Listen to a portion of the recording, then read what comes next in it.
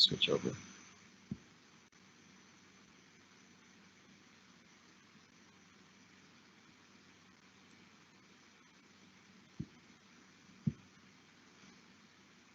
There we go. Sorry about that delay. So anyway, Nikki Lester, we're very excited to have her here. She's got a great blended background here. Before joining Z-Space, she spent about 9 years as a CTE director in the Colorado Springs area. So she's got a wealth of knowledge and experience when it comes to implementing programs in CTE. That's how she got involved with Z-Space. Before all of that, she actually happened to be a diesel technician for the Army. So she's got some street cred, lots of experience both in the classroom and so she's an ideal resource when you're trying to blend those two worlds. So without further ado, I'm going to go ahead and switch over here to Nikki. Give me 1 second. All right, take it away, Nikki. All right. Thanks, Jake, for that nice intro. I appreciate it every time you talk about me. So anyway, as Jake said, I'm with Z-Space. So we're an augmented virtual reality hardware software platform. Prior to being with Z-Space, I've been with them for about a year. Prior to that, I was in District 49 here right outside of Colorado Springs, Colorado. I spent 16 years there. The last 8, I was the CTE director, where I was overseeing 7 different schools with like 35 different programs. And then prior to that, I taught, like Jake said, I was in the same district, but I taught high school. So I taught a vocational class with work study, business and IT students. And then prior to that, like he said, I spent time in the IT industry as a configuration manager, as well as network and help desk and those types of things, network support. And then prior to that, I was a diesel mechanic in the military many, many moons ago, but I was for 5 years, from 90 to 95. So today we're going to talk a little bit about what we do, as well as the virtual and augmented reality pieces of what we're seeing that's coming about, that's kind of been here from the whole Oculus into going into industry and some of those things, and why virtual reality is important. Hey, Nikki, I just put your presentation live there. If you could, there's a little minus button next to the pop-up in the bottom right-hand corner, a little above that. There you go. Hit that. It's kind of covering part of the presentation. How's that better? Oh, there. I'll do one more there. There you go. Better? Okay. All right. So virtual reality. So really, what is it? And if you've never experienced it, I would really just try something, right? Initially I swam with sharks in the whole Oculus headset type of piece. I was by myself, like I said, swimming with sharks, riding on roller coasters. I was in a world that was completely submersive outside of what my reality was. So that's kind of a virtual reality component. Augmented reality is more of where you take your reality and you add components into that. So for instance, the Pokemon Go that we all seen students running in the street for, and those types of things, or nice, like the nice little ears that you see from all the pictures, those are your augmented realities. And so what we do is a blend of both. But before we get into that, I'd really like to talk a little bit more about that world, about the AR, VR world. And what you see in front of you is some innovative uses for virtual reality. This was just a shot that I pulled from this website down here in some of the areas of which you will already see where the industry or whatever area it is using the virtual reality. So education, the use of VR allows students to better retain knowledge and help students with learning difficulties. They're using it in the military. Some of our applications that we actually use, we find either in industry or with third party. And I go back to industry because when we were looking at an HVAC application, they were actually using that same application in industry to train people because they knew that they had a shortage of people. And so there are entities of industry that has started to build some of these components themselves. And a lot of times, like I said, it is for the pure capacity of training them, being able to get them up to speed before they send them out into the world, basically to do that real job. So you can see here in these areas of where VR is really becoming relevant, VR, AR. When we talk about students, it's a little bit different. I graduated in 1990, so I'm, aging myself. But when I was in high school, I didn't have a computer. We obviously didn't have phones. We didn't have any of the types of things when I graduated. I first got a hold of a computer when I was in the military. So if you look at today's students, though, from where we've come, or even just in the generation that I was in, today's students, by 2025, 2 billion of the global population will be made up by Generation Alpha.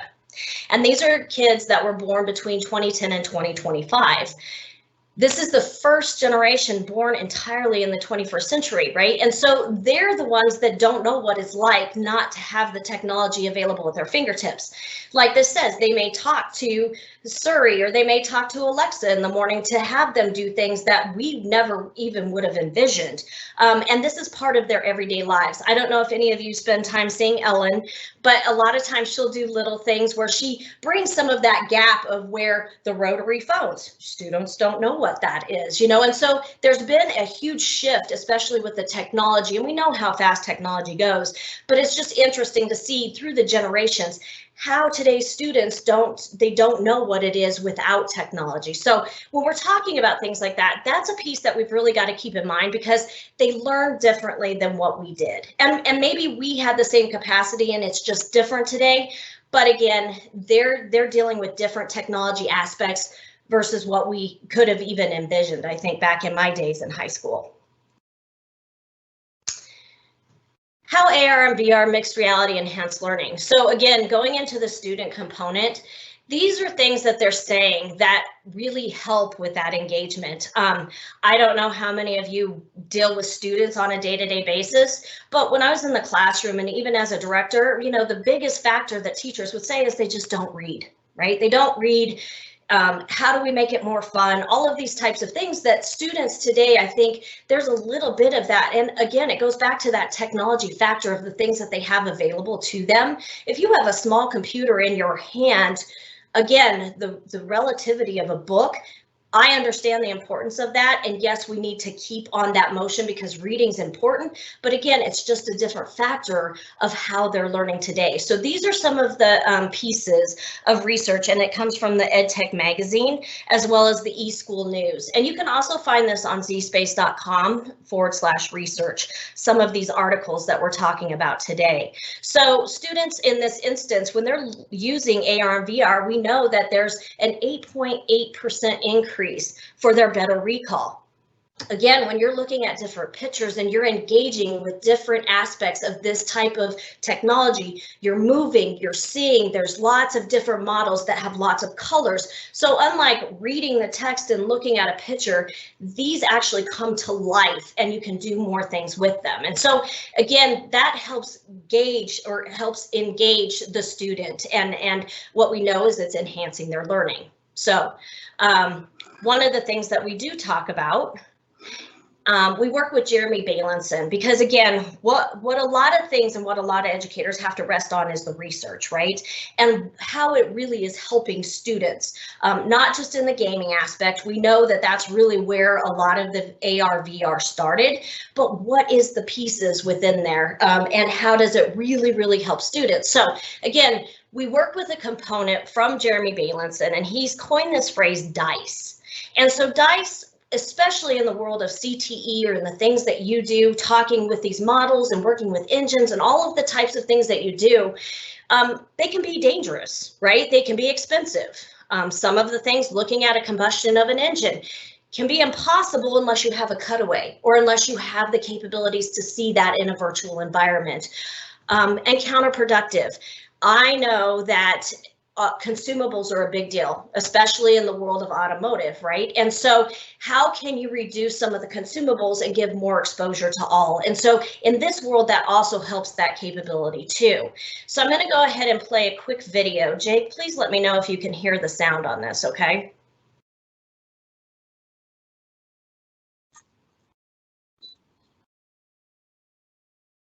Sound okay? Nope. No, I'm afraid not. All right, is there a setting that we can go to? Okay, well, I'm just gonna go ahead and play it. We just won't have sound, so we'll go ahead and play it for time.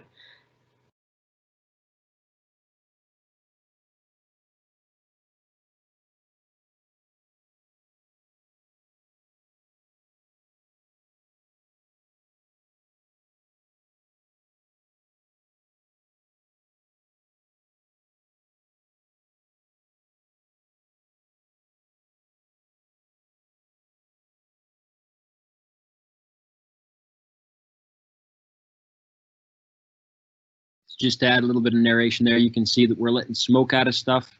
And it magically goes right back. You're able to see things that you can't ordinarily see at a scale that's microscopic, depending on which topic you're covering. Yeah, in here, in this one that you see here, it's showing gravity. So you can do things in here where you can set different gravities for pull of whatever planet to show the differences between. Again, just going through, like Jake was saying, different environments, not necessarily just in the automotive, but again, you can show these different places, do these different things with the VR, AR type of world. As you see here, the models actually come out at you. And then you can dissect those models as well. So there goes a piece from the automotive where it actually comes apart. And in here, like I said, it just is reinforcing being able to move, pick up the different models, take things apart, put things together. Again, being able to move and have what we know is it's hitting those different learning styles by allowing you to engage with the different models, to dissect those models, to pull them out. On some of our engines, you can actually turn them around. And when I started with ZSpace, I thought that the automotive program was the most awesome, because when I opened up that application and I was able to pull an engine out in front of my face and explode that engine and be able to see every part. And then when I put it back together, what was really interesting is in that 360 view, like you saw where that engine or those models were coming out at them, they become this 360 view, so that in a picture book, you may see the front of that picture, right? Or the side, or whatever was frozen in that picture in time. But within these models and some of the AR and VR experiences that you have, you get to really engage and then be able to see. And I was just tickled because there was a plug, and I forget what plug it was, but on the engine, I was pulled it out and I was like, oh my gosh, this is amazing, because I was like, there's no way they could be that in depth and that real with what they have. And sure enough, it was there. It was a plug. It was a 2-prong plug. And then I called my husband because he was in the military with me. And I was like, baby, you've got to see this. This is the most amazing thing. And again, it's just being able to bring those out and really reach with the engagement and take away some of these areas that we know that is counterintuitive for instructors. Dangerous, impossible, counterproductive, and or expensive. Imagine anything that you could do in this world due to safety or costs or things like that. And that's really where you want to stretch your imagination and understand the capacity of what AR and VR can really bring inside to that classroom or that educational environment. And this, of course, and I don't want to steal your thunder, Nikki, if you're going into this, but all sorts of new everyday things have become dangerous, impossible, et cetera, because of this pandemic right now. Yeah, that's a good point, Jake. I mean, obviously right now we're almost dangerous to each other. And so that's one of the things too that really AR, VR, with our technology and our capability of our tools and the processing and the amazing technology that we have, a lot of this you can bring right into the student's home. So again, so these remote learnings, all of this is possible to be able to bring what you just saw in front of a student, either through a virtual call like we're doing now, or even in recorded videos and doing mini lessons and being able to put out on your LMS or things like that, so that they can engage at their time or whatever, however you're running your classes and things like that. So going back into that, so engagement, we know is just a huge piece of what we're gaining out of the AR VR world. This is a slide, and I had the opportunity, which I do and I love, I go to different conferences, and Foundry 10 is a nonprofit educational research company where they have worked a lot in trying to help develop data, just like Jeremy Balinson, just like Rebecca Heights. These are all researchers and people that we use to help bring that data and what is really happening behind the scenes to give you some understanding of where it's really grasping and how it's living within these students. So they worked with approximately 300 students over a 3-year period, I believe.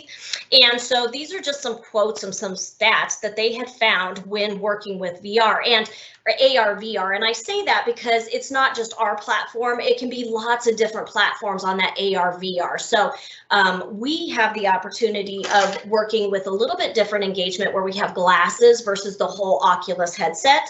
And this was just developed in the idea of collaboration, right? Whereas I mentioned before, in my experience prior to, the VR was very individualized. And very separate from everything else because I was gone in a completely different world. And so the engagement piece, we've worked a little bit differently in how our systems operate because again, they were built on the idea of collaboration and being able to work together. Now, that's not a great piece for where we're at today, but again, that's a traditional piece of how you can use it within the classroom, and yet still now we have some opportunities to also do remote learning as well. So again, just another quote for VR itself. And then they got stats over a period of time from these 224 students, sorry, is the total. And I believe there were 6 teachers that they used to get the data that you're seeing in front of you. So how much did they enjoy using VR? Because what they did was they took VR in the aspect, they did different Oculuses, they did different means of how they were delivering the VR, the AR, VR, and then just got the feedback from the students based on those different entities of being able to participate. So here again, how much did they enjoy using VR? 81% of the students responded with a 5 or higher. I don't know if that's surprising to you, but it's not based on the students that I know that walk around with phones all of the time, right? Most of the time I don't see students carrying a whole lot of books, but they do carry their technology devices. How valuable was it to use VR to help them learn in class? This has a pretty, I mean, here again, very little of the not valuable at all. And then it ranges for the varying pieces of how much, different students really engaged or thought that they were getting from this. So 73% of students responded with a 5 or higher, and that was 203 students that they did from that particular survey. I feel like I was better or able to learn better using VR through the activities in my class. Well, here it doesn't tell you how they were learning beforehand. So kind of keep that in mind.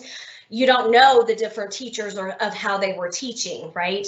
And then again, they got to experience the interactiveness. It could have just been a lecture class. So again, it doesn't tell you that this was a CTE class, a career and tech class, or if it was, an English class. It doesn't tell you that those areas of where those students came from. And again, what AR and VR can be used in, really, you just have to kind of determine, is it really necessary? Is it very important for that? Does it really help engage? Again, not everything needs AR, VR, right?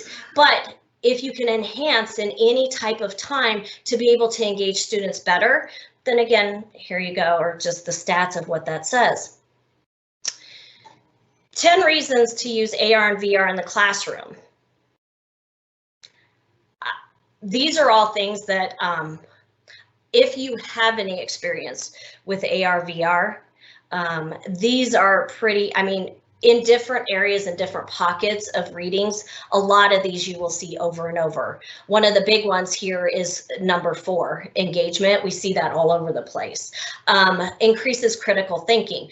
One of the things that we had just talked to, we have a professor in Renton College, and they purchased our equipment once they were put under the pandemic, and they are also running automotive. And what they found was their median age of students coming from their community college was about 30. And so within a month, we were able to get them equipment, get the teachers trained, and they had the equipment into the hands of the students because they were working on, I want to say ASE 6, one of the electric pieces. And so they were really concerned when we were put down on this pandemic and how they were going to continue to teach, because these were students that were getting ready to graduate. So they just couldn't say, we're done and go ahead and graduate. These were real pieces that they needed to finish to make sure that they were able to pass those certifications. So Warren is the professor's name, and we spoke with him the other day. He was on one of our sales meetings. We were all together for training, and he came back and talked to us after having about a month of having our equipment and being able to have students work in that environment, because they allowed their students to check our laptops out and take them home. So what they found was, with that median age, the feedback that they got back was, learning in that AR VR, specifically with our platform, but learning in the AR VR, it was like on an Xbox on steroids. Okay, so that increased their curiosity and wonder, and they were, they had the great visualizations. Their engagement was there because what Warren had assigned to them, he had assigned a transmission, doing some things with the transmission, and when they came back, he was surprised that they had went above and beyond. 90% of the students had continued their learning, right, past what the assignment that was given to them or whatever work that they had given to them. They continued to learn because they liked learning from that platform. In there, they were able to make mistakes and start over. That's one of the things that we find a lot when you're putting together an engine, or you can strip bolts. You can do different things that actually will, hurt the consumable, that practicality. But if you can get students to go in here, or anybody, and practice over and over and feel that though they can make those mistakes before they actually get into the real world or the practicality of that, again, there's a lot of things that you can go through. And I think a lot of times we don't have a lot of room for people to make mistakes, in the real world. And so, again, this just gives you the capabilities to know and to be comfortable before you actually go out into that real world or that practical piece. Collaboration, depending upon the area of AR, VR that you're working in, collaboration may or may not be, and that's, we see it in different pockets. In our world, collaboration, like I said, because of the way that we built our devices, it was what we tried to help foster, right? In a classroom, if I had a bunch of students that had on the goggle, right, the whole headset, they're gone in a different world than where I am in this reality. And so for me, calling students back, 24 of them in a class, having them pull off all of their stuff versus just being able to look up or to look with somebody else and to work together. In the Oculus or in some platforms, they are made to be very individualized. So collaboration can go on different aspects, but again, I think depending upon what you're doing in AR, VR, collaboration may or may not be your key goal. Career exploration, like I mentioned before, we find a lot of areas now that are developing these pieces and these entities where they're training people, because for a lot of skilled trades, they didn't think they were going to have the people. They're still lacking in a lot of those areas. And so how can you build that capacity?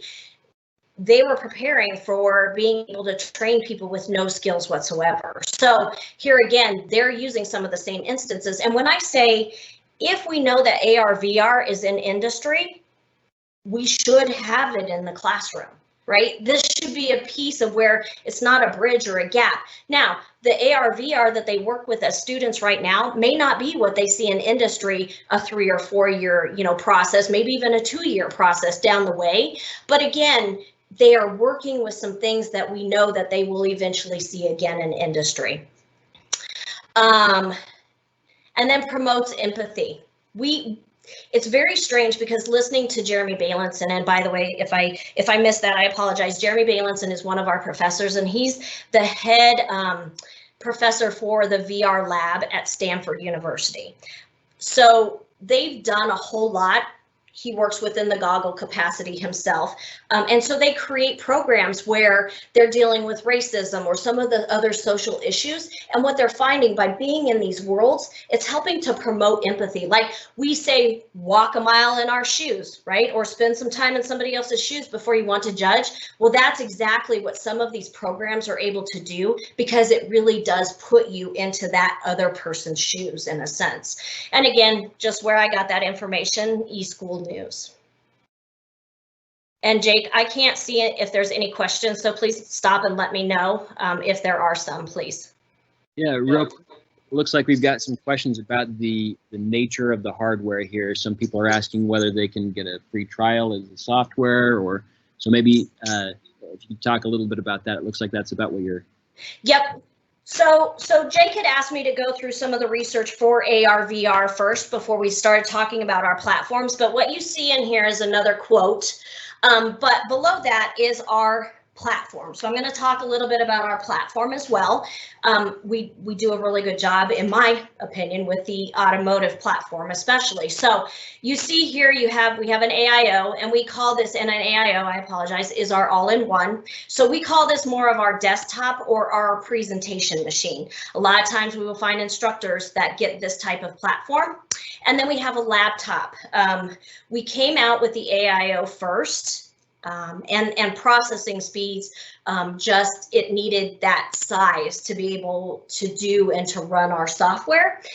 So the laptop wasn't capable, but quickly in education, one, because of cost, portability, being able to share, the laptop was a necessary feature. Now, Jake mentioned, can you get a free trial of our software? That is, we have salespeople who help deal with that, but one of the things that I do want to point out here is you do need our technology as well as the software.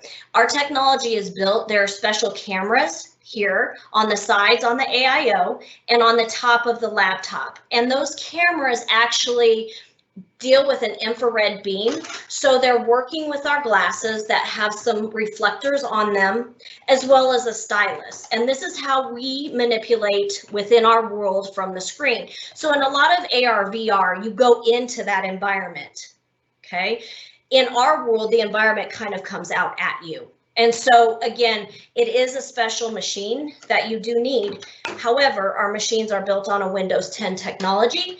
And so anything a Windows 10 machine can do, these machines can do as well. They're not just a standalone platform for AR, VR, if that makes sense. Got another question here from Eric, who's saying, one of my big questions is, could this be used with students learning at home through distance education, or is it only practical to use it at school because of the hardware needs? No, and so I will show you, I believe there's a video in here, and if not, I will flip through and get a video so that you can see.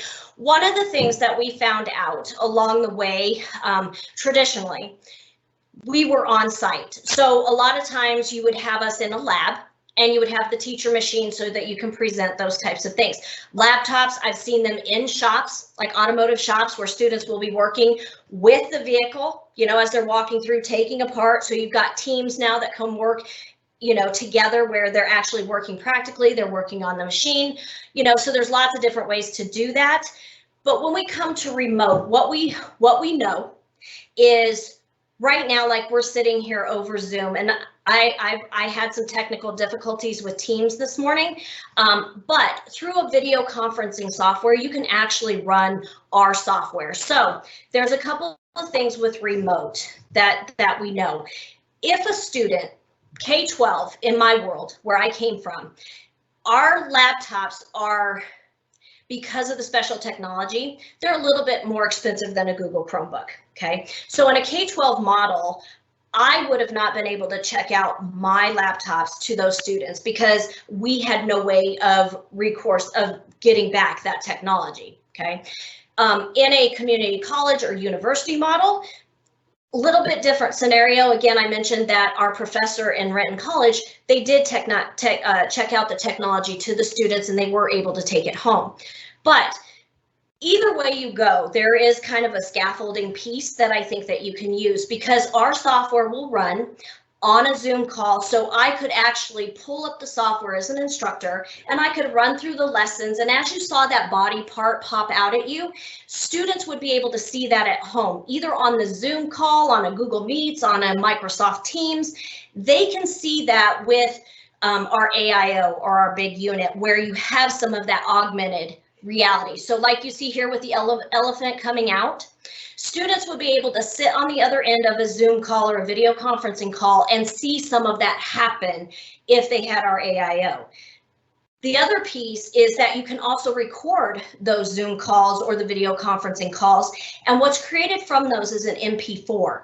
Now, I had, when we were first put down on our our lockdown, I had teachers who called me from my district because they already had our technology, and they were like, what do we do? So we sat down and we figured out some of these pieces of how to really integrate. And so from understanding that they could take this call, but let me back up. So one of their biggest concerns is now moving forward, right? They know that they may have had 2 sections of one class. Well, if they have to divide and conquer because we can't have all those students in the classes anymore, what does that look like, right? So their 2 sections went from 2 to 4. Well, there's no more teachers. So how do you handle that? That's where I go back to being able to record and being able to deliver different things so that maybe you're not live. So on this call like now, we could be having a lesson. I could be going through, we could be walking through, doing the engine, taking it apart, whatever. I put that recording once we're done out on the LMS. Whatever students were able to get in on that classroom, or maybe you assign them to particular classes, they're in there, they're being engaged, they're asking questions, right? That's not a perfect scenario of learning, but it's a good place to be able to still deliver some of your lecture and some of that pre-learning. Other students who may have not been able to get in on that call could log in later because there's a recording that they still can go in and see. And they didn't have to have any technology besides their phone. Because in this world, in MP4, your phones can render a video, right? You can play a movie. So that can be done there. You could also record mini lessons from these devices because Windows 10 has a game bar recording feature, and it allows you to record what's happening on the screen in these applications. So you could do mini lessons also where it doesn't need to be a whole class like we're talking now, but you could drive a mini lesson of something that you want them to see. And again, you could put it out on an LMS. So there are ways that you can do this to do some pre-teaching, some lecture, those types of things. Now, when students ultimately, hopefully they're able to get back into your labs, into your shops, those types of things, but you may not be able to have all of them. So what we're seeing now a lot is I go back to the whole piece of having us on site. Because traditionally, yes, this presentation, the big AIO machine, you could have that in class and be presenting, and kids could be sitting, students could be sitting in the right in front of you, and you could be lecturing the same way as what you were doing over a Zoom call. Okay, but as a professor, or let's say you're in the college environment, you could bring students back now. And what we've heard from a lot of colleges, for instance, is they're going to bring students back, and basically half of them will be in the lab. So if you had a 24 class, you're going to have 12 or 10 or whatever you can in the lab, depending upon the numbers and what they say is capable of having. Whereas the other part of the class can be in a lab and actually now have the capabilities, if you have some of those laptops or desktops, for them to actually walk through the activities themselves and pick up the stylus. Because talking at them is one thing, and still being able to see some of this cool stuff, great. That's a way to lecture, that's a way to pre-teach. But the idea is still to get them behind the machines eventually, because that's the power and magic of them being able to learn and engage and get that into their heads by doing. And so that's a lot of the ways that we're finding that community colleges are looking at going back, because, the practicality of busting your knuckles and, loosening a bolt and things like that, there's nothing like that. And you need that in your life if these are the types of jobs and things that you're going to do, because that practical piece, there's nothing like that smell and being able to, really move the wrench and torque and do all of these different things that they need to do with a practical sense. I would never want to take that away, or never want to take away the teaching capabilities of what, the great teaching that teachers are already doing, instructors are doing. So we do try to help line up what you're already doing with what we can offer and bring that in as a supplement. So is that okay, Jake? Is there another question? Yeah, that's good. So I do have some other questions here. Okay. Tom B says, does the teacher need to be using the AOI, sorry, that should be AIO for a Zoom connection? Yes. Be in the program and use the glasses to be able to see the AR lesson? So when we're in a learning environment, yes. In order to see augmented and to record on a Zoom call, you would need an AIO, only because video conferencing is a heavy hitter in how it's processing with a computer. Our software most of you would probably get, it's like a CAD. It's a heavy hitting software because of the modeling pieces like that. So for a Zoom call or a video conferencing, you would need the AIO. But the laptop as well as the AIO have a recording feature. And what I always tell instructors is not just the instructor has to record. If a student, we do have outcomes that you can see what students did, but if you do want them to do a recording of walking through a lesson, they still have a recording functionality on a laptop as well. So there are different ways to look at that, but yes, in order to have that full experience and to be able to video conference, the laptops just don't have the processing speed right now to handle all of that extra, but they do run all of our software. Now, if you're in a presentation mode and you see things come out at you, we've done a video and we've done the augmented pieces, which I might flip out and I'll show you here in a second. Students, or when you're watching that, do not need glasses. They do not need anything until they get into the lab. The laptop does not have the augmented piece where if you notice on the screen, the engine coming out at the student, I think that's the engine, that right there, he's on the laptop, but with an AIO and recording, you can see that without glasses sitting in a classroom, if that makes sense. Good. A couple other things to note. I'm sort of combining some of the questions here. We've got some questions about Wi-Fi, what the requirements are for that. Good news is, if I know a lot of you are in sort of rural areas, the only time that you need a Wi-Fi connection for zSpace is when you're installing and updating the apps on there. So if you're checking this out to students, they don't even have to have the internet at home. Correct. We can run offline once everything has been set up. They don't need an active connection. The software is on the computers themselves. It's launched in different ways, but it does live on the computer itself. And so yes, being offline to connect and set up because of domains, things like that, you do want your IT involved. We do want to get them up and get all that situated before if you were going to allow students to take home the technology. But after that, yes, they don't have to have a connection. So one of the things that I'll show you, let me see if I have. I was going to show you, give me 1 second. I'm going to go ahead really quickly and get to a video that I can show you where you can see some of this and how it would be if you were sitting and watching what we can do in a full capacity recording of seeing the augmented. So 1 second as that's loading.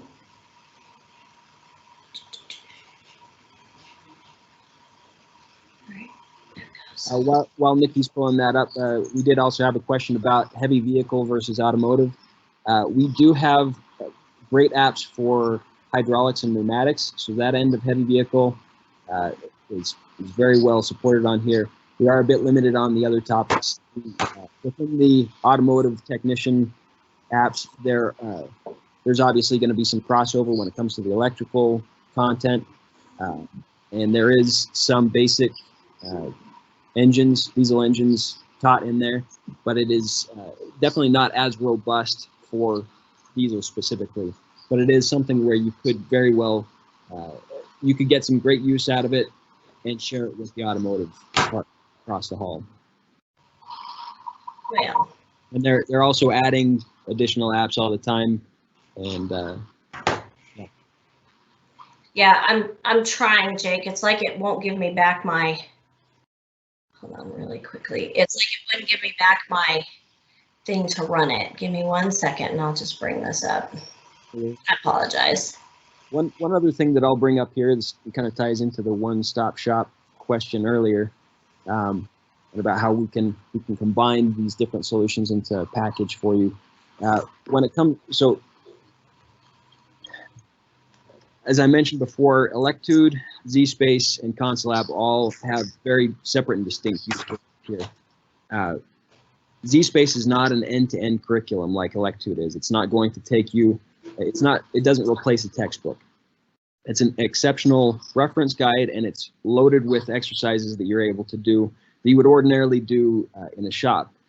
Now, that said, so basically what you're looking at here is a system that takes much of the hardware that you would ordinarily use in a shop, and it crams it into a package that you can wheel into the classroom so that everybody can be working on, say, brakes, for example, do an exercise on replacing a brake caliper right there in the classroom. And then one by one, they start to funnel through as they're confident there in the classroom. They're able to move into to the console lab simulation or into the actual hardware, depending on what you've got set up in your lab there. So it kind of creates a spectrum here of more theory-based content in the Lectude, which prepares you for the exercises you do in ZSpace, and then ZSpace prepares you for what you do in Console Lab with your Console Lab hardware or on your vehicles. And again, this is not only does it fit in a package that you can wheel into the classroom for that purpose and have it work simultaneously, it also allows you to check it out, like she said. You even if you don't go to the extent where you're sending each student home with a laptop, like Renton College has done, even just getting one or two of the all-in-one units that you can send an instructor home with means that suddenly that instructor has a huge library of simulated hardware that they're able to use in their presentations and pull apart and explode and walk through different processes as well. Hey, Jake. Yeah. Really quickly, is it possible for you to pull up your screen and go under zspace.com? For some reason, I can't even get controls to share back the screen now. Okay, that's weird. It's like Teams, I don't know, it's not letting me do anything. I apologize, guys, I'm sorry. Yeah, just give me 1 second here. Okay, if you can go to zspace.com and then go under CTE, you know, you go under that area. I'll help you drive to get there if you can.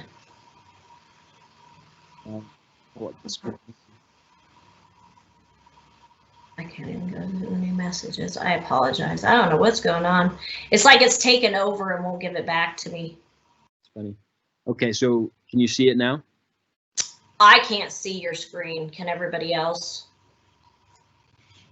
It's like it won't share anything, but that could be me. Okay, I think we can see your screen. Okay. Yeah, they we can still see it. See you. Yep, we can see. We can see the screen. Awesome. Okay, thank you. For some reason, I just can't see it anymore, so it's almost like it stopped working from here. Under zspace.com, if you go under content, Jake, and go to CTE. I'm right there. Okay, now you notice that we have industry credentials. If you click on transportation. Okay. Do you want me to go into the VR automotive mechanic or? Yes, please. Yeah. And then in here, if you want to, so in here, these, I'm going in here to see if I can get to where you're at. Okay, so now you're into the mechanic area, right? For our automotive pieces, right now we have auto mechanic as well as we have expert. So on the page that you see, there's a video where the engine is coming out at you, and all of you could go. Oop. I think we lost your audio there, Nikki. Yeah, her audio is dead right now. Yep. Okay. Well, sorry about that. I'll touch base with Nikki at the end. I don't know if you can hear me, Nikki, but looks like we were at the tail end here.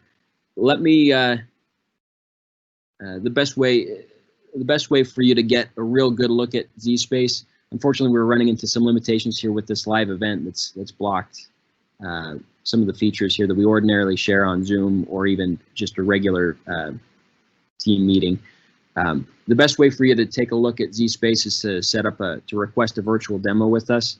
You can do that through dactic.com/ZSpace. You'll see right here that there's a request a demo button there. You can also take a look at any of the individual software packages. For those of you in heavy vehicle, here's the hydraulics and pneumatics. We also have welding in here, and of course at the top of the list we've got VR Automotive Expert, VR Automotive Mechanic. This is going to be more of a, sorry, the Expert is going to be more of a reference guide where you're able to explore the different parts and get definitions and explanations on how things work, and you're able to manipulate those animations. VR automotive mechanic is going to be a lot more